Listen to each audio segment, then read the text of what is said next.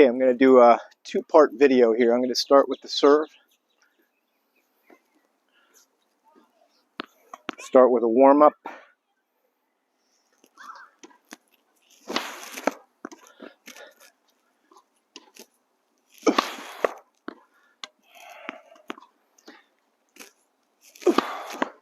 First serves of the day are usually can be a little stiff. Just after playing a tournament this weekend, the shoulder girdle's a little wrenched up. When you play, you end up getting a little folded over and a little beat up. Nothing that some stretching and chiropractic can't help. I did a light stretch today. I did a little bit of chiropractic. Still a little stiff after the chiropractic session, but I have a great doc. And we talk, and it's very interactive. So it's a great post-match and sometimes pre-match therapy that works well for me. It's not for everybody, but I enjoy it. My health enjoys it. And I do about maybe one session a week, once every 2 weeks sometimes. On my serve here, what I want to do is I'm working on right now just getting my hands more in sync and trying to localize the toss. I'm a little off balance today here.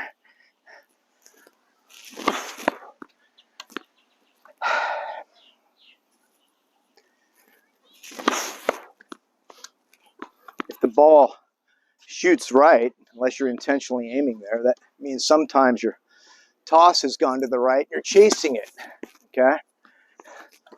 And if you fall to the left as a right-handed player, you probably chased the toss to the left. What we want to be able to do is follow the ball into the court on a nice line so that you're on balance for, you come out of the serve, you're on balance for maybe a ground stroke battle, or maybe you're going to come forward and be ready for some serve and volley or three-quarter court half volley pickup. Coming in, work on some volleys.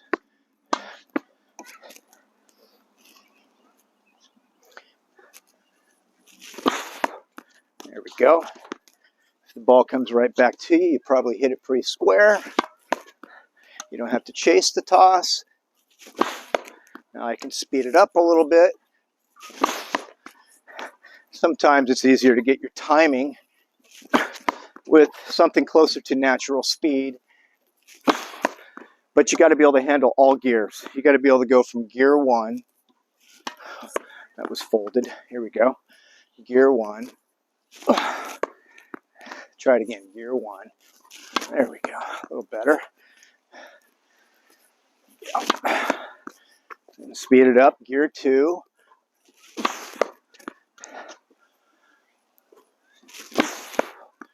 Let's get this dialed in.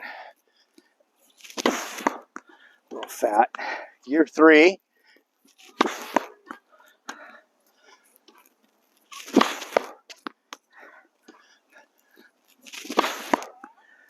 Gear 4. So now you can hear the ball maybe. I'm getting a little bit of a hip jut. And then just a couple of gear 5s. We don't want to overhit too much.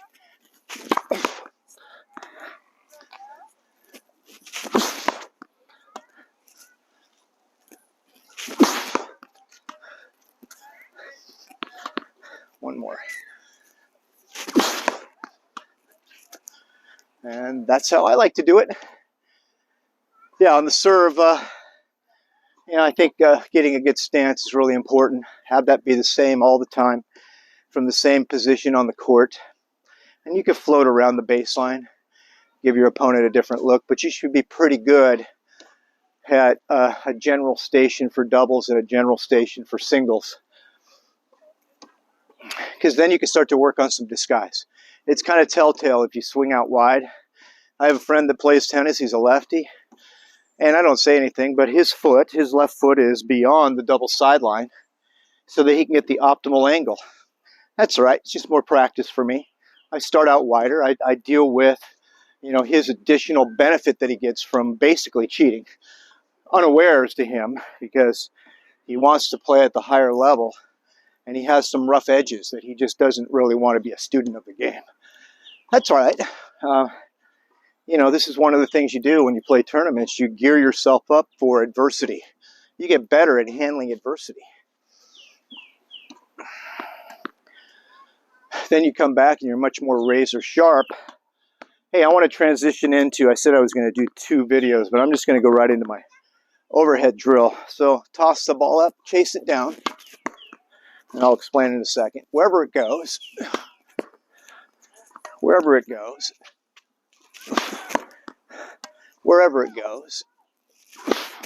and I know I've got a lot of critics here on what I'm doing, and I'll explain in a minute, because you just want to jump to conclusions.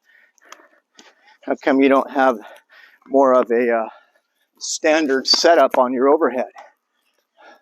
Why are you encouraging people to, and that's got to be a forehand. That was a tough one. Here we go. Too low. Let's get a higher bounce. This is a tough drill. Here we go. Funny bounce. Let's do it again. Crank it up there. Need some tree trimming here. There we go. Oh, yeah. See what I'm getting at?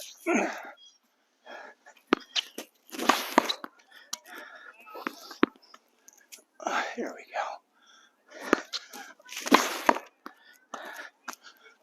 go. See what I'm getting at?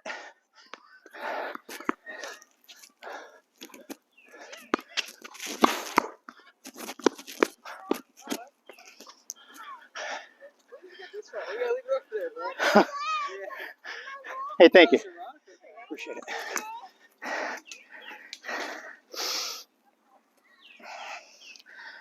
I believe that if you practice hitting balls off the bounce, let's get a higher toss. I want to come out of that hit on balance.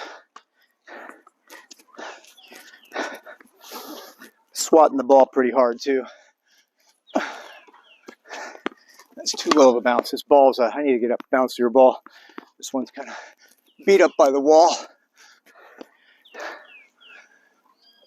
There we go. Still too low.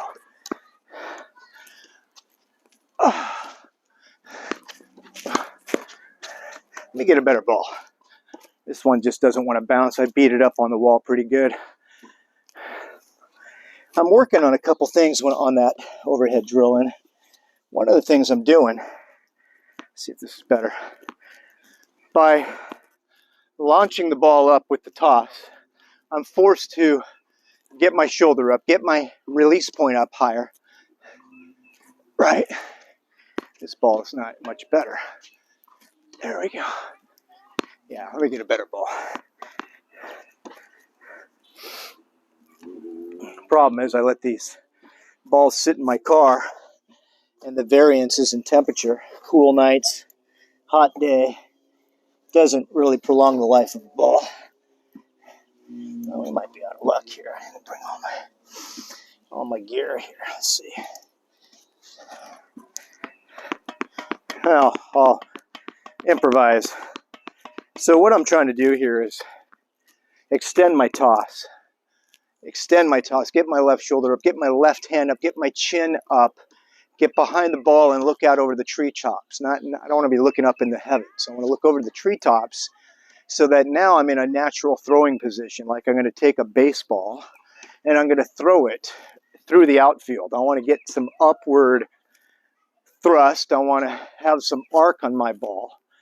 Right? People have a preconceived notion that with power, you want to muscle the ball and hit it down at this spectacular sharp angle from high to low. You need arc on the ball, okay?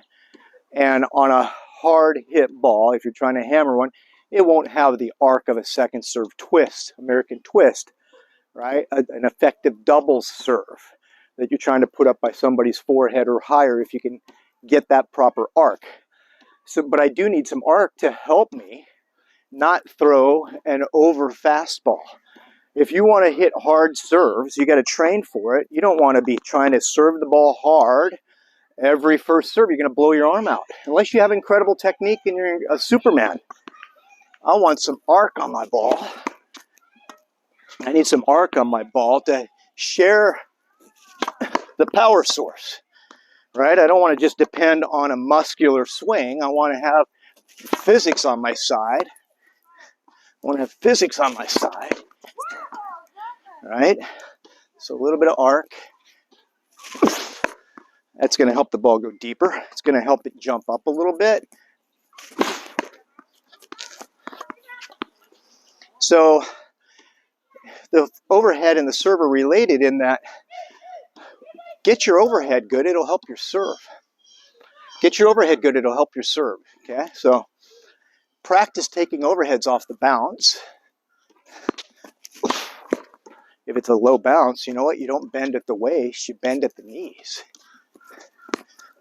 That's a tough one to do. That's too low. You have to have some judgment as to, is this going to be beneficial to hit a low bouncing overhead? That's the right height. Or do I need to take a high forehand? Let's drill chasing the ball. Chasing the toss. This helps you learn how to get a rotation set up. Right? Now on an overhead, we're going to have a better simplified draw or backswing. Right? But what I'm working on here is if I can dance and move around the ball and do a service motion and I don't want to swing hard. I don't want to do the backswing. I don't want to draw the racket back in a muscular way. I want to be fluid and relaxed so I can get it around. Right? And then that allows me to turn my hip, left hip out, corkscrew around it, get some rotation so I can work on having kind of like an economy of power. Because if you can get your body coiled without straining it, and you do it soon enough so that you can start your swing early enough, you get a lot of free power out of that. And you got to be careful as a senior player that you're not over-rotating. A lot of people would interpret this and over-rotate and jack up their back. I have another friend that, when I first met him in the last couple of years, great, nice player, good hands, good player, but his interpretation of the serve was that it required a tremendous back bend. Well, your body is not designed to hold your position like this. That you watch a player on TV who's 22 years old and they can kind of do that, but they're not so bent back that they don't have the support needed to convert that torque into power. If you overdo it, you're not going to have a long career. And sure enough, my friend went in, I called it to myself. I saw that tremendous, and he's a lefty, and lefties have this incredible magic in their game that gets even more slice, more topspin, more spin, a lot of things, right? So my friend is way back here, and I'm watching it, and 1 out of 10 times he hits a spectacular serve. 4 out of 10 times he hits a decent serve with some action on it, but it's so telltale what he's going to do. You just back up. There's no way when you're bent that much that you can control the direction well. You can get more rotation on the ball. You can get some swing speed generated, but you're so off balance most of the time. You're struggling to get on balance is what you're doing. Every time you do that extreme back bend, you are really challenging yourself to be on balance when you serve. And the serve is one of those things. It's like a pitcher in baseball. You have slumps and you have streaks of goodness, and you have slumps and you have streaks. The better performers don't have as many slumps, or their slumps are shorter. But if you have an extreme swing, you're going to have great days and you're going to have a lot of bad days. And unfortunately for my friend, his bad day was back surgery. So, you got to be careful when you're watching videos on TV. Mechanics